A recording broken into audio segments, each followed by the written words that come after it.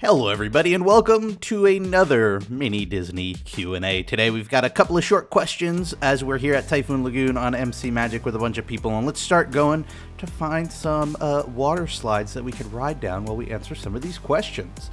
The first question today comes from Tanya Hyman, who asks, "Hey Rob, I know Escape from Tomorrow is a pretty old movie right now, but how do you think this will affect the Disney parks? Thanks."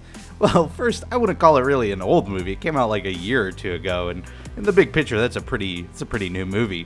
But if you've never heard of it, Escape from Tomorrow is a short independent film. It's not short, it's a full-length, feature-length independent film that is known best by the way that it was made. And by that, I mean it is a feature film that takes place in Disney World, that was filmed in Disney World, and the catch is nobody at Disney World knew it was being made.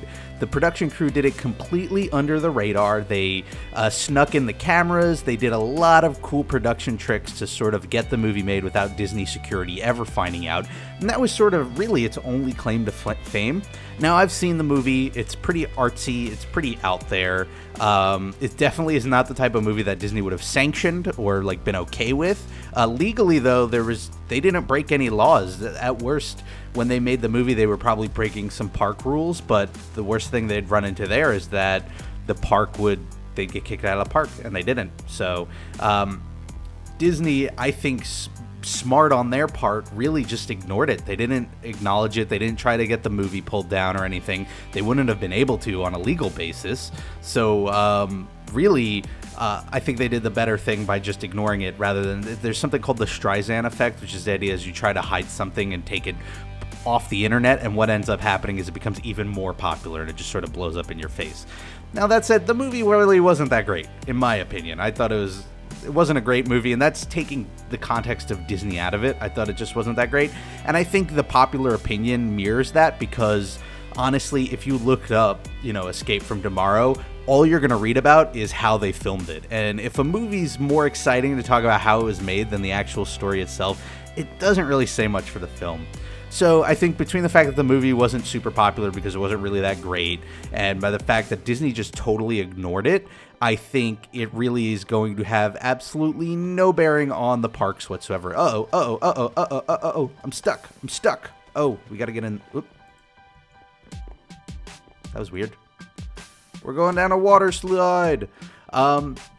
So yeah, I don't think it's going to affect the parks at all. If you want to check it out, I think it's cool. It's interesting because they shot half of it in Disney World, half of it in Disneyland, and sort of mashed it up into one park. So as a Disney fan, it's interesting to watch and go, well, that's not how that works, or that ride isn't by that ride. And it's also weird because for legal reasons, they took all the Disney music out of it.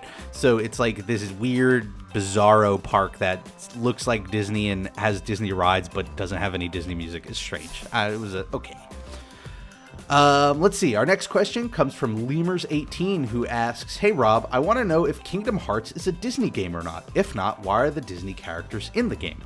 It is. I think it's in partnerships with Disney Interactive Studios. I mean, Square Enix are the ones who developed it. Oh gosh, we fell.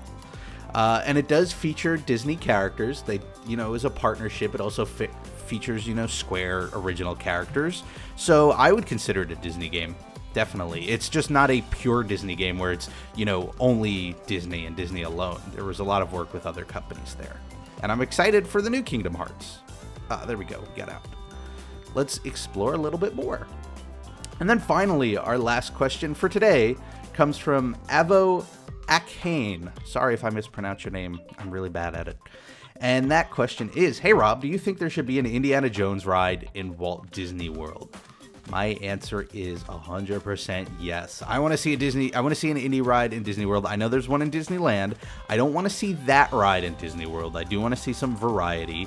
I think now that Disney owns the rights of Indiana Jones ever since the whole LucasArts acquisition and the fact that they have the rights to make more Indiana Jones films, and I assume they probably will at some point, or maybe a reboot or something. I would love to see an Indiana Jones attraction. I think that'd be a lot of fun.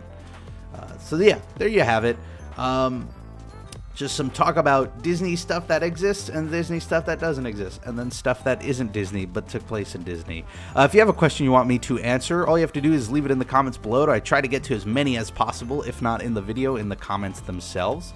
I want to thank everybody here who's been running around with me at Typhoon Lagoon. Have a great week, everybody. Whatever you're doing, make the most of it, because if you do, it makes it so much better. And I hope to see you all next time for the next mini Disney Q&A.